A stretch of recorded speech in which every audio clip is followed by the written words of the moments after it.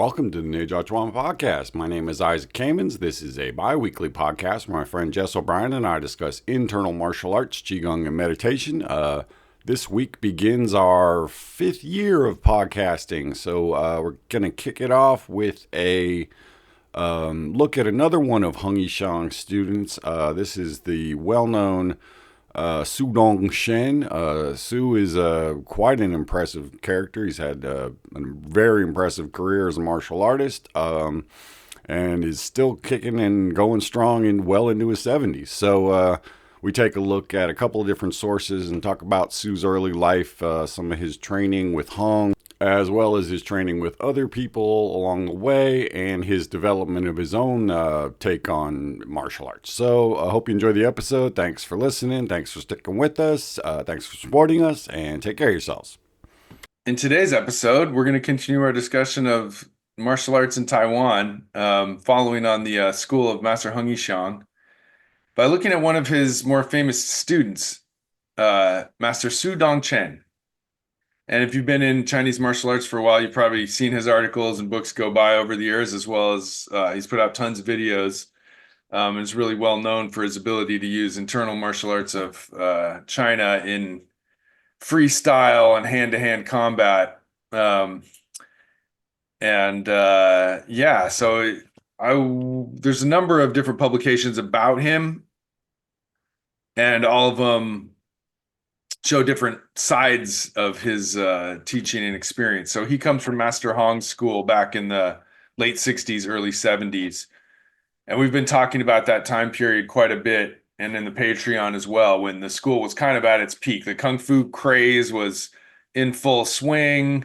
All around the world, people were interested in Chinese martial arts, and the school was thriving with a lot of foreigners were there as well as Chinese people, and there was a lot of fighting going on and hardcore sparring and testing. And I don't know, it's kind of the most recent golden age of Chinese martial arts was in that sort of Bruce Lee era when everybody was Kung Fu fighting. And so Master Su comes from that same time period, and he was one of the top students at the school. So we thought we'd do a little bit about him. So just technically speaking, he's born in Taipei in 1953, and at the age of 15, he joined Hung Yishang's Tang Shu Dao school to learn Shaolin, Xingyi, Bagua, Tai Chi, weapons, and more. And then right after that, he started participating in tournaments and national fighting championships of the time in Taipei and in Taiwan, and he was winning a whole bunch in his teenage years. And then in his early 20s, he moved to Japan and opened his own school. So, and there's a lot to Master Su's story. But I thought one great way to start would be the description of him and his fighting skills from the book Esoteric Warriors by Alex Kozma from 1999, where one of his interviews is with Serge Augier. And Serge is another guy who's been around quite a bit. I've never met him, but his books and articles and vids are really good. And he knows a lot about Chinese martial arts as well. And he learned from Master Su at one point. And so in this book, he describes his meeting and experience with Master Su. And so I really like his description here. He gives a lot of the sense of what it's like to train with him. Okay, so here's Serge's description of his training with Su Dong Chen. The thing that completely changed my way of seeing the internal martial arts was meeting Su Dong Chen of Japan. From the applications, which were a little too intricate and took too much time, Su had this way to use any part of Bagua or Xingyi or Tai Chi and make it into a boxing moving system with throwing and locking that really worked. He's the most amazing fighter I've seen anywhere, China, America, Europe, and he has the power of someone 3 times my size. His power is not normal for his size. Each time he touches you with his finger, his leg, his head, he's not hurting you in the normal way. He's amazing, but he is really into the fighting way. He's a real warrior and not too much into the Qigong health aspect. He goes for more of the short, intense life. If he was to meet the Tao, he would kick its butt. So that's gives you a little sense of Su Dong Chen's vibe. And if you hear stories about him, or sort of word on the streets in the Chinese martial arts world, he's known for his toughness, his directness, his strength and speed, and he's a really small guy, like just 5 foot something. He's real small, but according to Serge, he can really pack a punch, and he doesn't hurt you in the normal way. I like that. Funny line, yeah.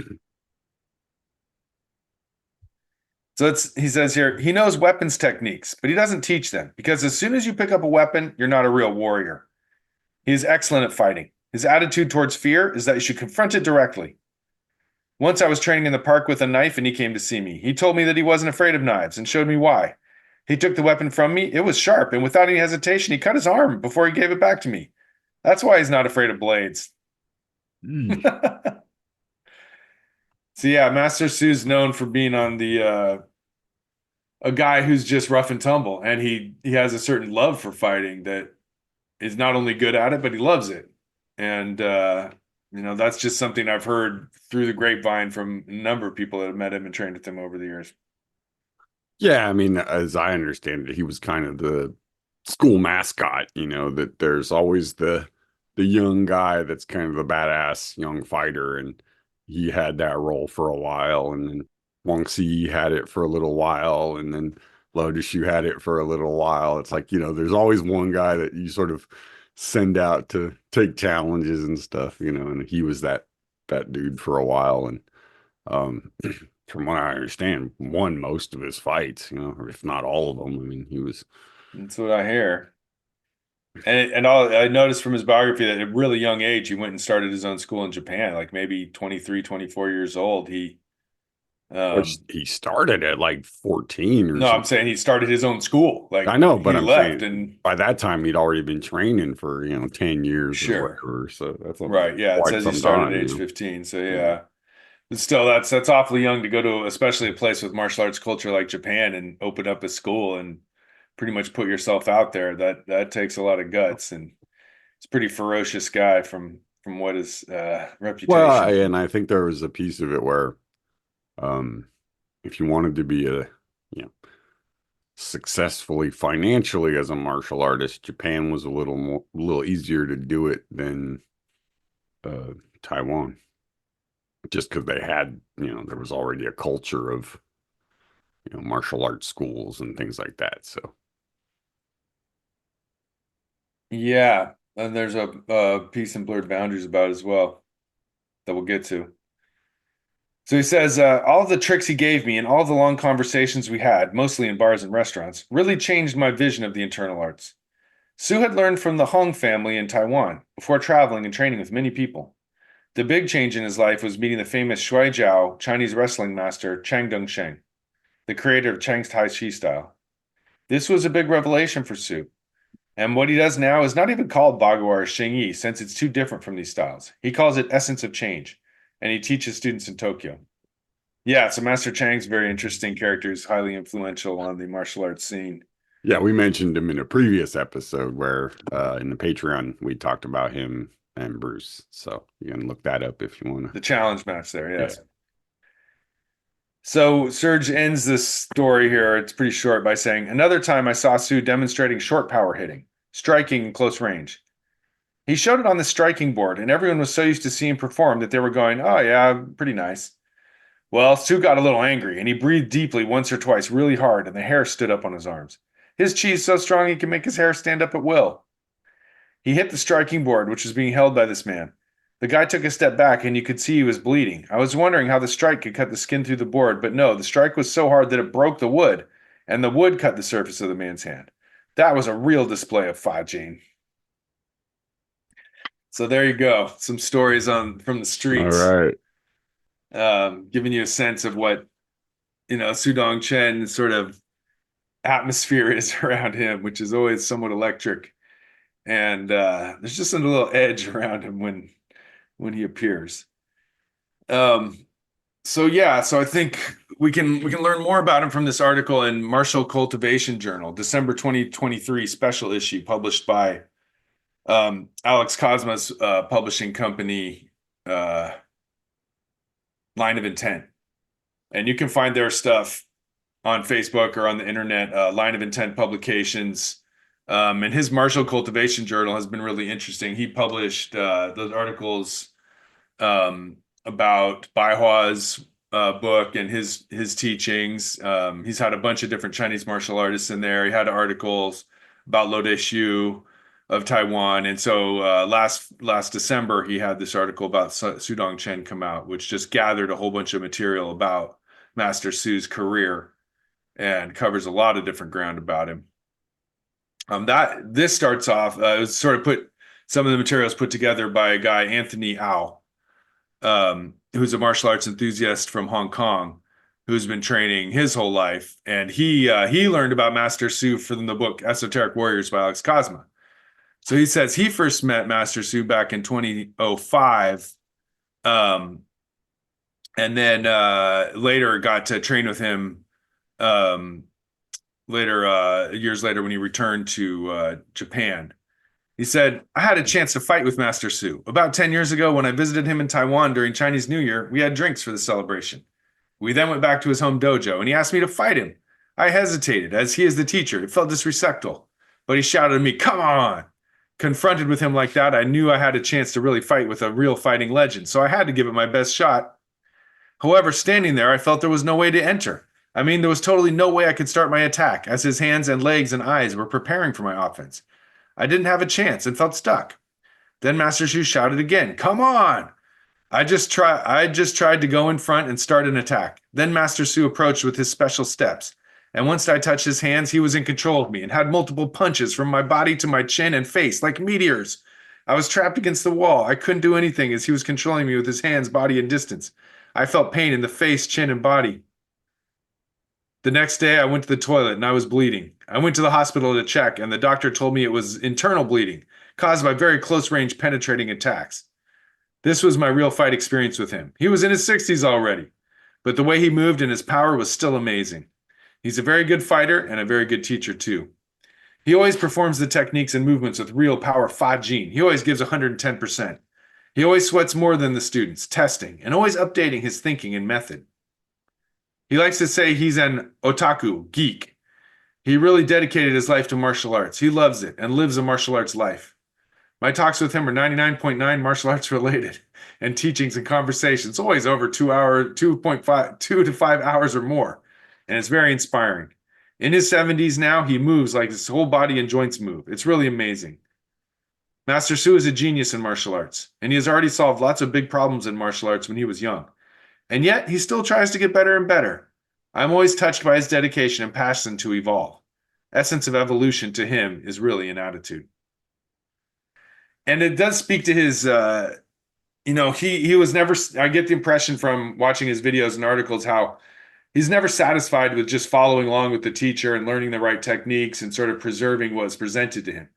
He wants to get to the essence of it, get to the core of it, figure it out, make it more simplified in some ways and kind of drill down to what makes stuff work and then just throw away whatever doesn't. And so he's really critical of martial arts as a cult or as a traditional school. It reminds me of sort of that Bruce Lee attitude of just use the important parts. But I think Bruce never had a chance to really do that because he died so young. But Master Su has spent 40 years doing this and really, or 50 years or more, really penetrating and really researching and really just tearing it apart and putting it back together over and over to improve the fighting ability. Yeah, I mean, I think he's one of those, and it speaks to Hung Yishang's abilities to kind of set a base in his students, but a lot of his students have this thing where, and Su Dong Chen is one of them, where they take the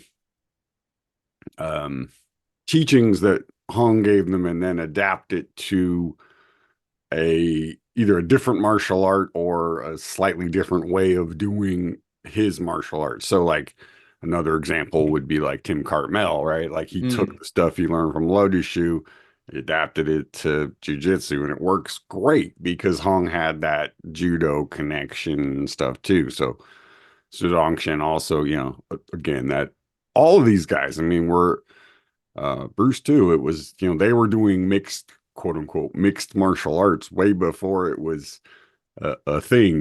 They were going to Japan, they were going to Taiwan. If they could get there, they were going to the mainland. It's like anybody who had anything, you would go and check them out because you were trying to get Right. as many tricks. And like Bruce talked about how he would collect techniques, right? That you would just go to a teacher, and even if they had one technique you'd never seen before, that was enough. Like, it was like, cool, I got and it's like collecting watches or teacups or something, right? Like, you get one you didn't have before, it's like, oh, score. And so I think there's a piece of it where you know you have to go beyond just like, okay, I've got my teacher and my teacher says it's done this way, so that's all you do. And I think there is a bit of a cult like thing to it, especially um if you're around like the sons of a teacher and people who've only been in that group.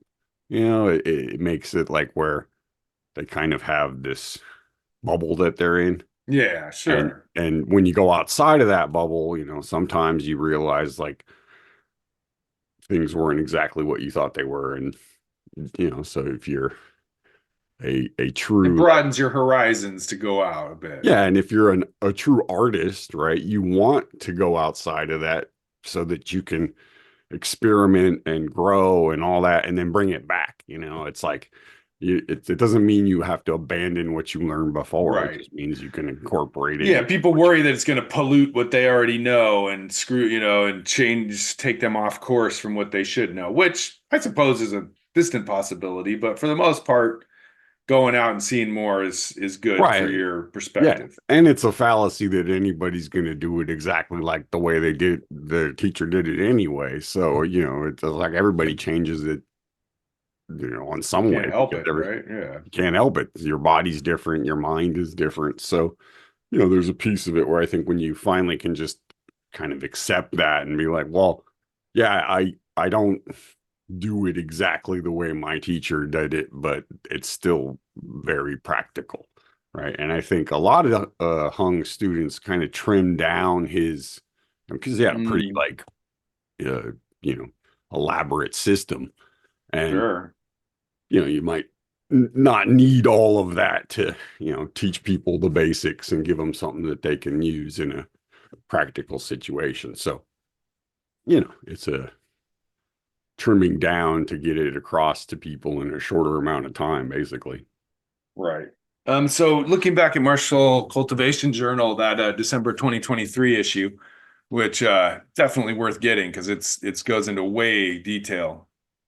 Master Su outlined sort of some of his early awards that he won. So in 1969, he won second place in the Taipei City Fighting Championship. 1970, he got fourth place. 1970, he won first place in another competition. And 1973, he won the hand-to-hand championship, first place in Taipei City Longevity Cup.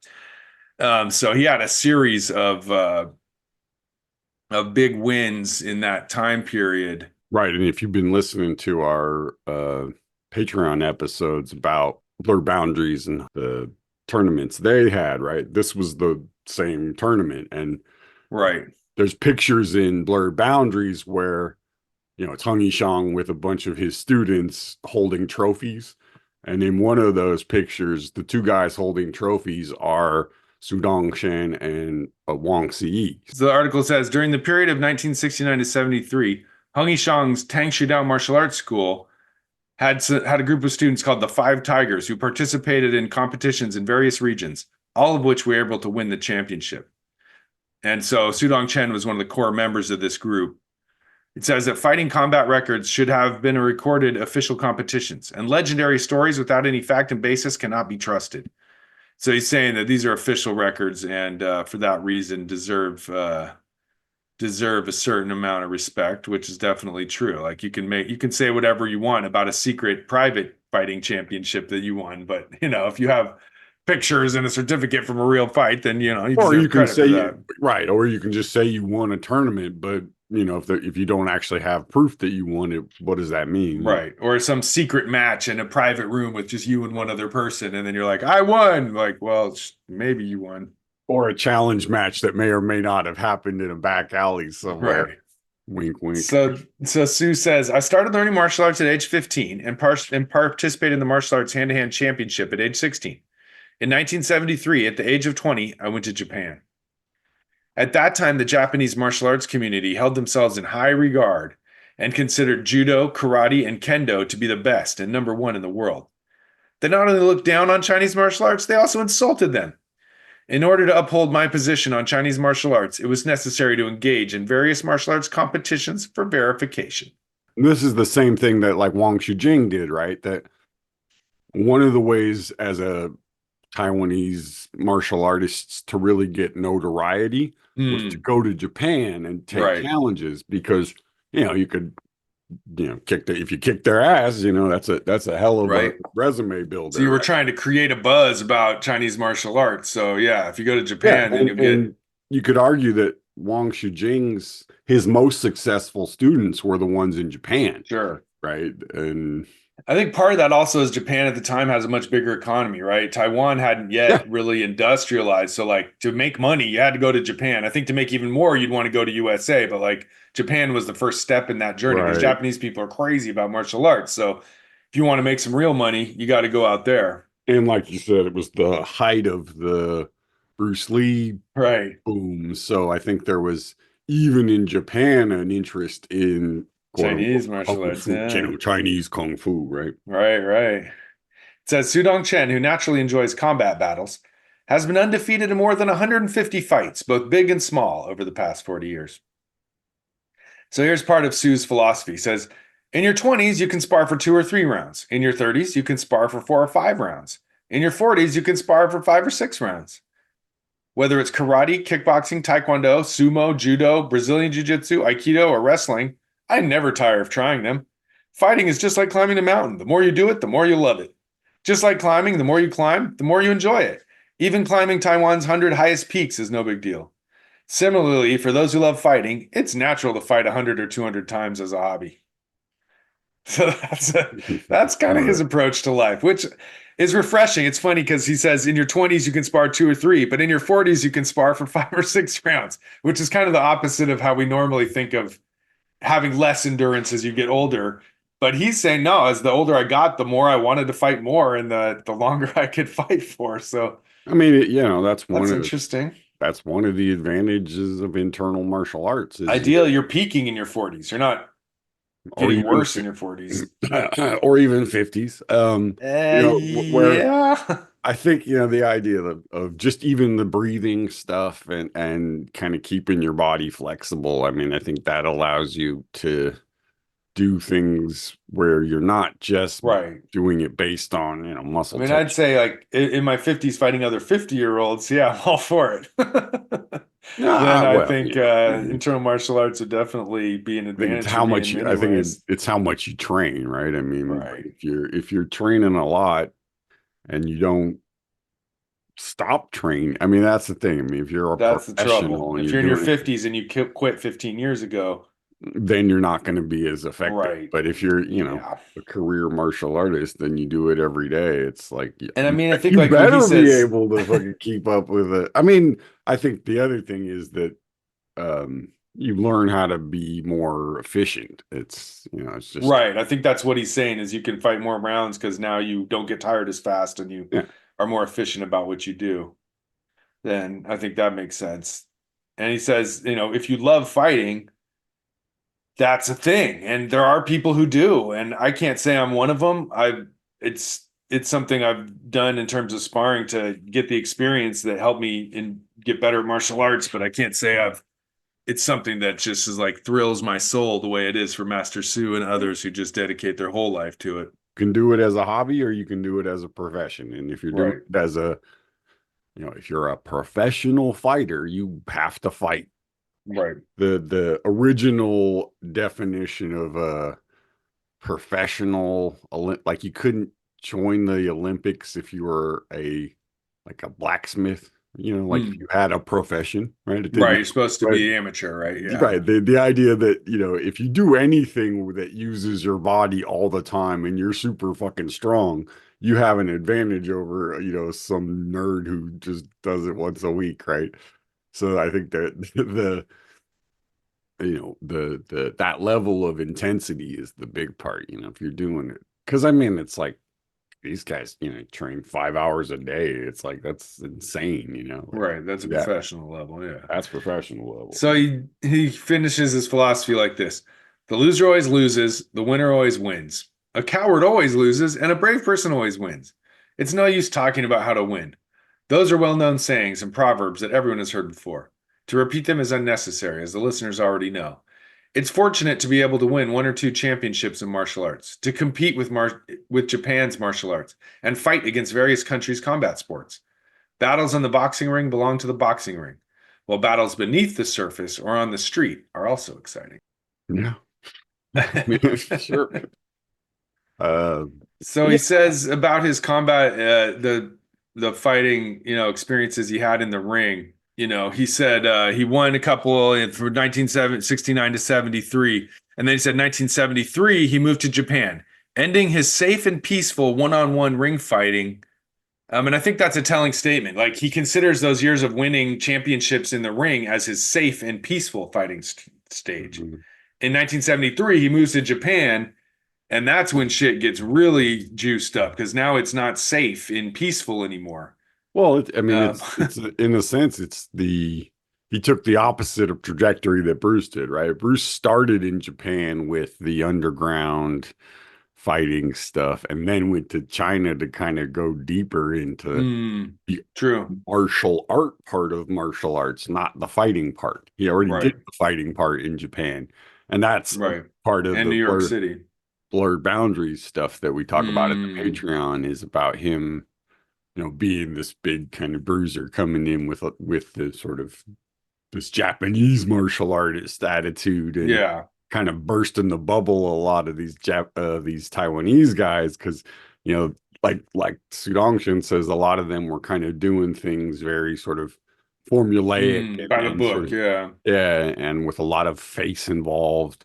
And there comes this bull in a china shop. And yeah, so it's interesting that he went the other way and kind of started with the, as you put it, safe sparring stuff in Taiwan, and then moved more Right. towards the Because yeah, I mean these are full rough and contact tumble. fights. I hardly call them safe and peaceful, but from Master Su's perspective, oh, that was the peaceful, easy stuff because it got a lot harder after that. Well, yeah, I mean, as I understand it, in at that time in Japan, there were still places you could go and underground fighting type of, like betting type of situation Yakuza where, type of stuff. Yeah. yeah, it was organized crime and that you could basically compete and, make a lot of money doing that. So, Right. Yeah. Red light district kind of activities that are more frowned upon nowadays. hmm So it says after moving to Japan at age 20, Su Dong Chen focused on teaching Chinese martial arts and studying Japanese ancient martial arts and modern martial arts. He diligently researched Japanese swordsmanship, karate, Shaolin Kempo, Japanese boxing, sumo, judo, aikido, and more. This allowed him to understand his opponents better and complement his own skills. He has fought in over 100 battles and has never been defeated, all in the defense of Chinese martial arts. He has visited and learned from many Japanese martial arts seniors. So it lists all types of different schools that he visited. Um, got he quite says, the resume for sure. yeah, it's got an extensive resume here. After the Japan China Friendship and Peace Treaty in 1980, the Chinese martial arts delegation visited Japan to perform martial arts, which sparked a craze for Chinese martial arts in Japan. During this peak period of the Japanese economy, hundreds and hundreds of Chinese martial arts teachers went to Japan to make money, resulting in a mixture of genuine and fake teachers. Of course, there were also many famous martial arts teachers who took advantage of this golden opportunity to study Chinese martial arts. During this 10-year craze, Mr. Su Dong Chen met dozens of famous Chinese martial arts teachers as well. So it lists a bunch of the guys that he got to learn from that he talks about more in later parts of the article, as well as the Krav Maga founder Yimi Lichtenfield and Russian military Sistema creator Vladimir Vasilev, and so not just even Chinese masters, but others from outside. Yeah, it sounds like he trained with anybody he get his hands on, Yeah, really. I mean he's pretty much down to go with whoever, whenever, Yeah. however. So that's pretty cool. So early on Japan, he gets himself in some deep shit. At the age of 22, I was the youngest and also an unconventional figure in the world of Chinese martial arts. Because he started the school in Japan at 20 years old. Yeah, that's crazy. That's insane. Naturally, I was intimidated by the prestigious reputation of the Kyokushinkai Karate School. That's Maso Yama and the full contact karate Mm, fighters at the time. okay. Fortunately, when I grew up, I had developed some immunity to being deceived, frightened, and beaten. During the filming of the movie I was in, I got into a fight with 7 or 8 bodyguards of the hot-headed director due to a misunderstanding. This incident provided the Kyokushin researchers with a first-hand experience of real combat. If it weren't for my past experience training in a Lion's Den alley in Taiwan, a famous street with lots of martial arts schools and gangsters, I might have been frightened at this point of wetting my pants by the 60 or 70 Kyokushin members. However, youth should be arrogant and conceited. Otherwise, it would be a waste of time. Just like a big scar on a head without a brain. Playing around is exciting, but playing with one's life is even more thrilling, just like extreme sports. So that's the life of a hot-headed martial artist in 1973. So we'll get back to that a little bit more next time.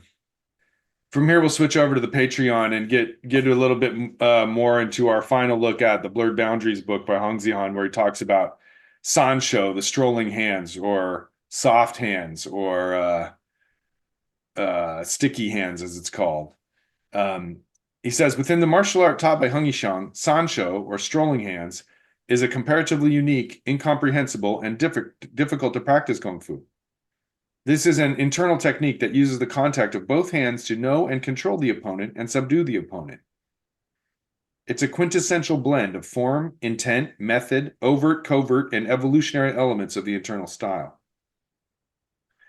And so we'll go into a little bit more about Master Hong's what he calls strolling hand Yeah, skills. well, this is like we've talked about this a bunch. This is kind of the secret sauce of this school is the ability to teach through this method of Rosho, and I think it's kind of the a really unique, like he says, a unique way of transmitting it, you know. But that was Hong's kind of special way of doing things, I think. Hey, folks, hope you enjoyed the episode. Thanks for listening. If you want to hear the Patreon episode, you can go over and subscribe. It's $5 a month for the basic membership and $10 a month for the premium membership, which gets you the entire archive of all the interviews and everything else. You also get to hear all the episodes ad-free and a day early. So check it out. Thanks for listening. Take care of yourselves and be well.